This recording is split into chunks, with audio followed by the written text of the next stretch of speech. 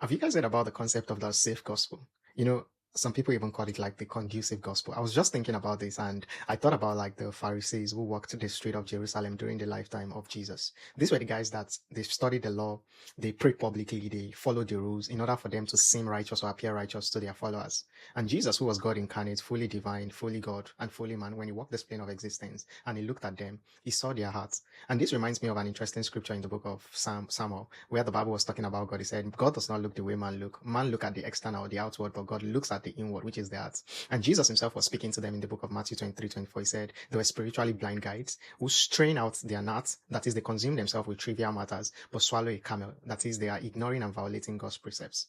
And this means that they were very careful about their appearance, but they were blind to justice, to mercy, and faithfulness. In short, you could call them as the people who believed the right things in those days. In short, they knew their scripture, yet their religion or what they practiced demanded nothing of their hearts. The gospel that they clung to, or let me say the religion that they clung to, was safe. It was comforting, it was about social acceptability, but it did not cost them anything. But Jesus never called people to comfort.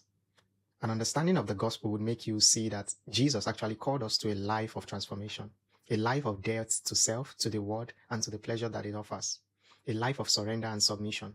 In short, the law without love is actually empty, and faith without obedience is actually hollow. A gospel that does not change anything about you, about your life, is not even gospel at all.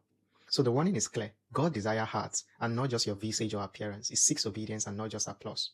And you have to ask yourself today, the gospel that I claim to practice or the gospel that I claim to profess and have believed, is it a conducive and a safe gospel? Or is it the same gospel that Jesus himself lived out and preached when he walked this plane of existence in accordance to scripture? Cheers.